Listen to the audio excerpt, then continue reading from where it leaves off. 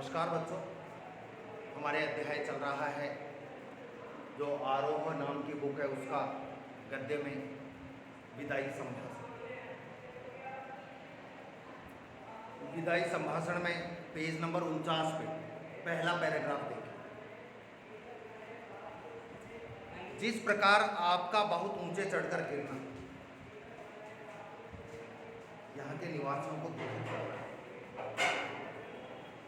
कोई आदमी बहुत ऊंचा चढ़ जाए और फिर गिर जाए, जैसे कोई आदमी कलेक्टर बन जाए, जानते हो ना कलेक्टर, और फिर उसको पुलिस का ठुलिया बना दिया जाए, कांस्टेबल बना दिया जाए। ऊपर चढ़कर गिरा, कोई आदमी 1 लाख रुपया महीना का कमाता है और फिर 10,000 रुपया महीना का कमाने लगे। क्या हुआ? ये ऊपर चढ़कर गिरना। किसी के 93% बढ़ जाए 10th में और 12th में 65 भी बढ़े, क्या हुआ? वो चढ़कर गिरना। अधिक प्राप्त करने के बाद फिर कम प्राप्त करना। यहाँ के निवासियों को दुखित कर रहा है। यदि आपकी दशा देखकर, आपकी स्थिति देखकर यहाँ के निवासी बड़े दुखी हो रहे हैं, परेशान हो रहे हैं। किसकी दशा और किसकी स्थिति देखकर? लॉर्ड, जोर से बोले नीचे करके, लॉर्ड कर्जन की। और गिरकर पड़ा रहना उससे भी अधिक दुखित कर रहा है। अरे आदमी ऊपर से नीचे आ जाए और फिर पड़ा रहे, यानी कुछ काम ही नहीं करे। लाख रुपए महीने का कमाने वाला 10,000 ही कमाने लगे और फिर वो 10 कमाता ही रहे, ये दुख की बात है। अरे वो 10 कमा रहा है तो 10 से ज्यादा कमाने की उसको सोचनी चाहिए। 10 से 15, 17, 20, 25 ये होना चाहिए। आपका पद छूट गया तथापि आपका पीछा नहीं छूटा है। एक अदना क्लर्क जिसे नौकरी छोड़ने के लिए 1 महीने का नोटिस मिल गया, वो नोटिस की अवधि को बड़ी घृणा से काटता है। अरे एक अदना सा क्लर्क, अदना साधारण सा, अदना सा साधारण सा क्लर्क हो।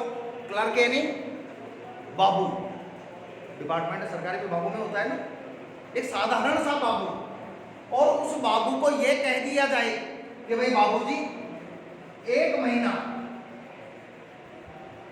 तुमको नौकरी करनी है, बस 1 महीने के बाद तुम अपने पद से हटा दिए जाओगे। केवल 1 महीना नौकरी करनी है। अब जब तक जितनी कर ली उतनी तो कर ली, अब आगे कितनी करनी है? केवल 1 माह। अब एक बात बताओ, वो 1 माह में कैसे काम करेगा? रो रो कर काम करेगा। अभी नीचे से मेरे को कह दिया जाए कि हाँ जी पारिक जी, आपको केवल शनिवार तक पढ़ाना है, उसके बाद जय हिंद, आप नहीं पढ़ाओगे। अब शनिवार तक तुमको भी मालूम है कि मैं शनिवार तक ही पढ़ाऊंगा, तुम मेरे से पढ़ोगे। मैं कहूँगा खड़े हो, तुम खड़े नहीं होगे। तुम जानते हो कि क्या बिगाड़ेगा ये आज? ये तो कब तक है? शनिवार तक है। ये तो कब तक है? कब तक हूँ मैं? जिंदगी का कोई रहा है आज तक?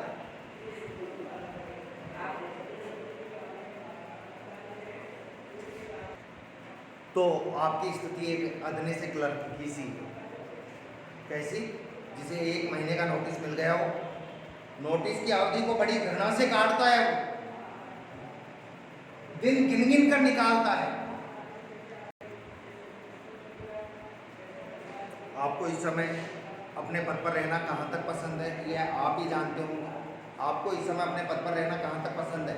क्योंकि मेरे को यदि 7 दिन के लिए कहा गया है और 7 दिन के बाद मेरे को 2 दिन बाद पूछा जाए कि हाँ पारेगी 4 दिन और पढ़ाना है, 4 दिन और पढ़ाना चाहोगे क्या? मैं देखूंगा कि यार 7 दिन पढ़ाना है, 2 दिन बीत गए, 4 दिन अब नहीं पढ़ाएंगे तो भी क्या होगा, कहीं दूसरी जगह देखेंगे। मैं कह दूंगा कि अब नहीं पढ़ाऊंगा। समझ गए? यदि यह आप ही जानते होंगे अपनी दशा पर आपको कैसी घृणा आती है। इस बात के जान लेने का इन देशवासियों को अवसर नहीं मिला, पर पतन के पीछे इतनी उलझन में पड़ते उन्होंने किसी को नहीं देखा जितना आप उलझन में देख रहे हो। माय लॉर्ड, एक बार आप अपने कामों की ओर ध्यान दीजिए। निकलाइयो के हिंदी निकाल ले तो फिर बता बेटा, इसको पूछ कहाँ से?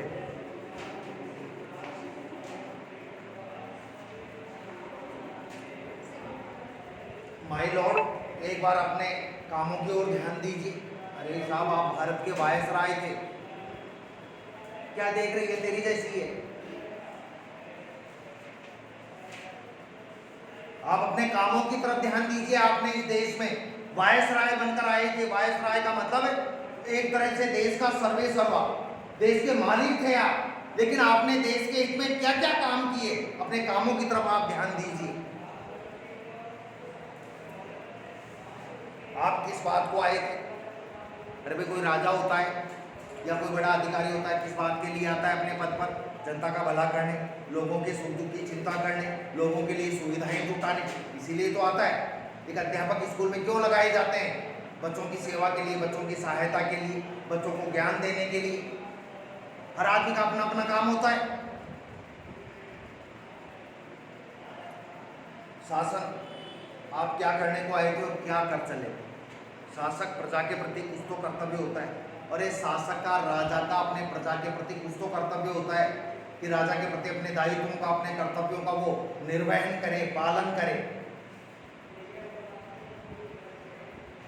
यह बात आप निश्चित मानते होंगे।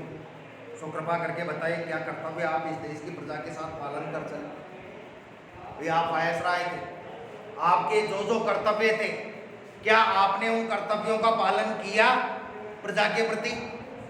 नहीं। मैं तुमको पढ़ाता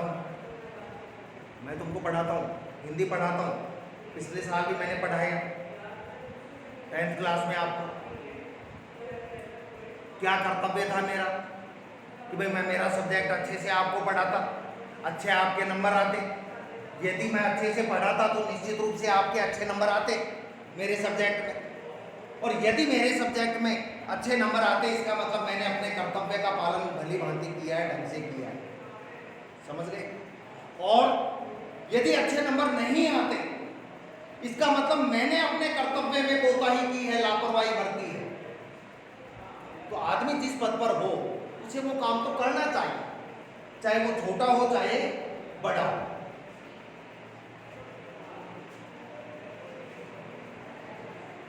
क्या आंख बंद करके मनमाने हुक्म चलाना और किसी की कुछ न सुनने का नाम ही शासन है? कि भाई करजन साहब, क्या आप इस बात को ही शासन मानते हैं क्या कि आंख बंद करके हुक्म चला दो कि हाँ ऐसा ऐसा कर दो, बंगाल का विभाजन कर दो, ये देश की शिक्षा प्रणाली है इसको बदल दो, अंग्रेज दाना कर दो? क्या आंख बंद करके आदेश देना, यही शासन संचालन करना है, यही शासन चलाना है? और किसी की कुछ न सुनने का नाम ही शासन है। भाई कोई कुछ कहे, जनता कहे, उस बात को न सुनना, ये शासन थोड़े।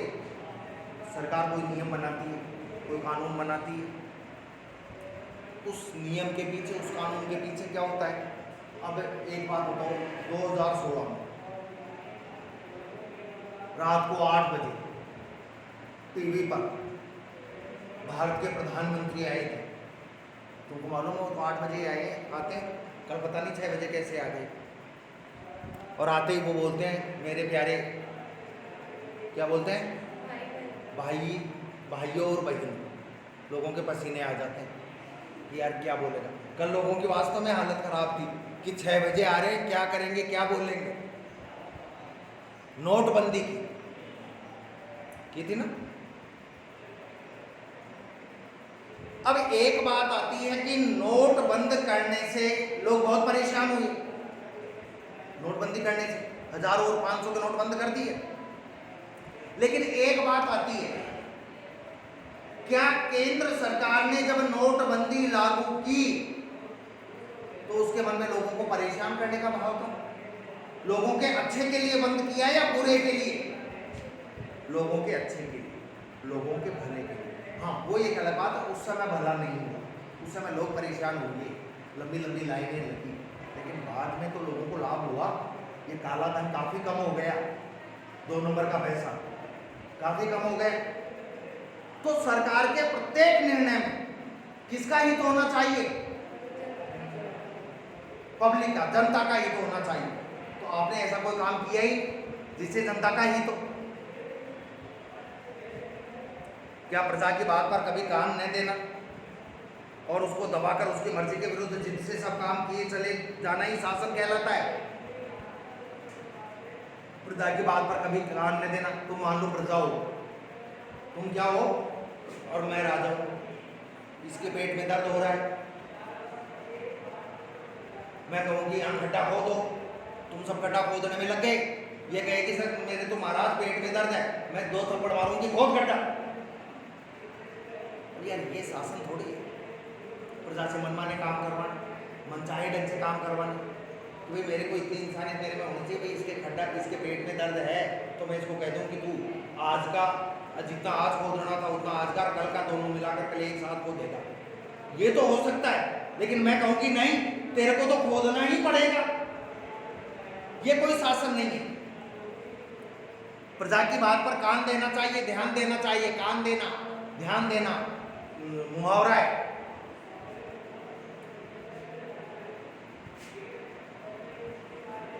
और अपनी मर्जी से शासन नहीं करना चाहिए, प्रजा की सहमति से शासन करना चाहिए। एक काम तो ऐसा बताइए जिसमें आपने जिद छोड़कर प्रजा की बात पर ध्यान दिया हो। लेखक कह रहे हैं कि आप तो एक काम ऐसा बता दो जिसमें आपने अपनी जिद छोड़कर प्रजा की बात पर ध्यान दिया हो। मतलब लॉर्ड कर्जन ने अपना मनचाहा शासन उनके ऊपर थोपा था। लॉर्ड कर्जन ने मनचाहा शासन उन पर थोपा था। कहने का मतलब भाई प्रजा की सुने, जनता की सुने, ऐसा कोई काम नहीं किया था। अब शासन ये थोड़ी होता है। शासन हम आपको पढ़ाते हैं, बीच बीच में आपको नीचे बुलाया जाता है। जो मॉनिटर होते हैं, अच्छे बच्चे होते हैं, इंटेलिजेंट, उनको नीचे बुलाया जाता है। क्यों बुलाया जाता है? ये पूछा जाता है कि हाँ भाई कौन से सब्जेक्ट में इतना कोर्स हो गया, फलां टीचर कैसा पढ़ाता है, पूछा जाता है। क्यों? क्योंकि तुम्हारा बदलाव होना चाहिए।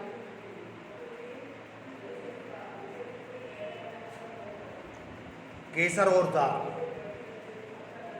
दो हैं ये।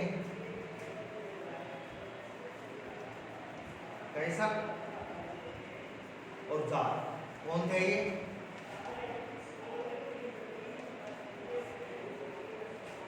कौन थे?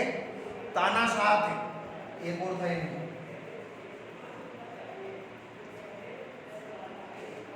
हिटलर, जिसके बारे में इसमें दिया नहीं।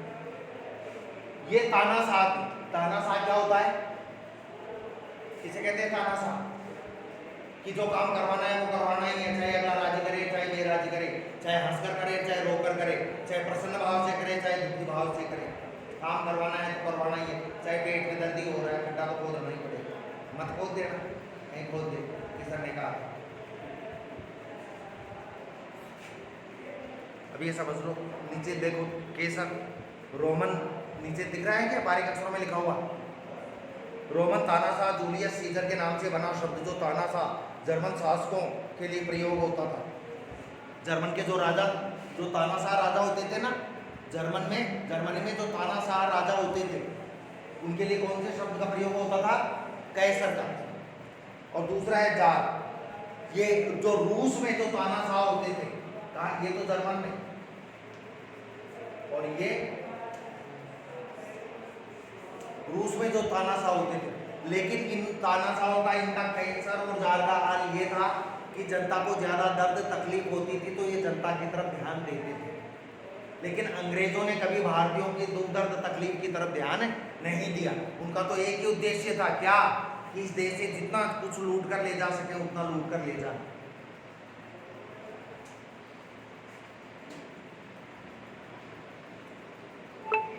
कैसर और जार भी घेरने घोटने से प्रजा की बात सुन लेते थे। पर आप एक मौका तो बताइए जिसमें किसी अनुरोध या प्रार्थना सुनने के लिए प्रजा के लोगों को आपने अपने निकट फटकने दिया हो, कि जनता के लोग आपके पास में आए हो, आपके निकट आए, उनकी बात सुनी हो। नादिर शाह ने जब दिल्ली में कत्लेआम किया, नादिर शाह राजा था विदेशी, उसने जब दिल्ली में कत्लेआम किया, कत्लेआम जानते हो क्या? लोगों को काटना। तेरे पास क्या है? 500 रुपए ला मेरे को दे, नहीं देगा तो मैं तेरे को मार दूंगा। ये कत्लेआम होता है। सामूहिक रूप से लोगों को मारा काटा गया। आसिफ शाह की तलवार गले में डालकर प्रार्थना करने पर उसने कत्लेआम उसी दम रोक दिया था। तो साहब ये कत्लेआम कर रहा था नादिर शाह, और आसिफ जहाँ ने नादिर शाह दिल्ली में कत्लेआम कर रहा था, आसिफ जहां ने उसके गले में तलवार लगा दी थी, गले के आसिफ जहां ने कि अब करेगा कत्लेआम, तब उसने कहा था कि अब नहीं मारूंगा लोगों को। उसने कत्लेआम उसी दम रोक दिया, पर 8 करोड़ प्रजा के गिड़गिड़ा कर विच्छेद न करने की प्रार्थना पर आपने जरा भी ध्यान नहीं दिया। 8 करोड़ लोगों ने, हिंदुस्तान के 8 करोड़ लोगों ने आपके आगे हाथ जोड़े, आपके आगे गिड़गिड़ाए कि देश का विभाजन मत करो, लेकिन आप नहीं माने। कौन सा विभाजन?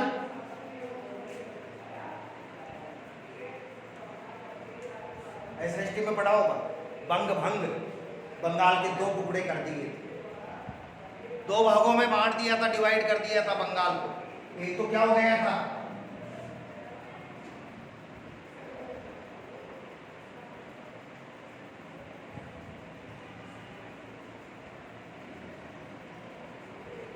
पश्चिम बंगाल और एक पूर्वी बंगाल।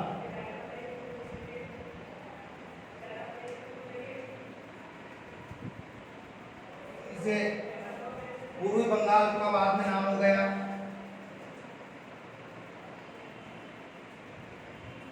क्या हो गया? ये भारत के हिस्से थे भैया, पहले पूरा ये पूरा बंगाल था, अंग्रेजों ने इसके 2 टुकड़े कर दिए।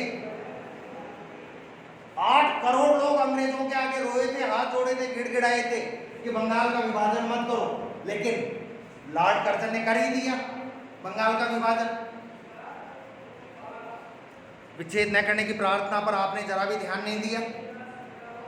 इस समय आपकी शासन अवधि पूरी हो गई है, इस समय आपकी शासन अवधि पूरी हो गई। कौन सी वाली? पहली वाली। कौन सी वाली? कब से कब तक है?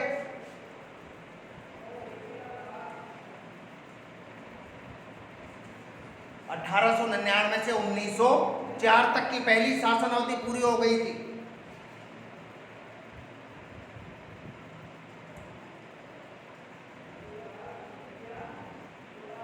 तथापि बंग विच्छेद किए बिना घर जाना आपको पसंद नहीं, लेकिन बंग विच्छेद कर दिया, बंगाल का अलग कर दिया बंगाल को। नादिर शाह से भी बढ़कर आपकी जिद है, नादिर शाह बहुत जिद्दी शासक था, तो उससे भी ज्यादा जिद्दी हो गए आप। तो क्या समझते हैं कि आपकी जिद से प्रजा के जी में दुख नहीं होता? आपने जो काम किया, बंगाल का विभाजन किया, तो क्या देश के लोगों को दुख नहीं हुआ? आप विचारिए, तो एक आदमी को आपके कहने पर पद न देने से आप नौकरी छोड़ जाते। आप चाहते थे कि एक फौजी को ऊंचा अफसर ऊंचा पद मिल जाए, उसको जब ऊंचा पद नहीं मिला तो आप नौकरी छोड़ने पर उतारू हो गए। भाई नहीं मिला, नहीं मिला, लेकिन आपने रिजाइन करने की, इस्तीफा देने की कह दी थी। इस देश की प्रजा को भी यदि कहीं जाने की जगह होती तो क्या वह नाराज होकर इस देश को छोड़ने जाती? वे आप तो पद छोड़ने की धमकी दे दी है। यदि इस देश की जनता को भी ये आज़ादी होती कि यदि राजा से खुश नहीं है, शासक से खुश नहीं है, वायसराय से खुश नहीं है, तो वो देश छोड़कर जा सकती है, तो क्या इस देश के लोग आपके वायसराय रहते देश छोड़कर नहीं चले जाते? मतलब निश्चित रूप से चले जाते।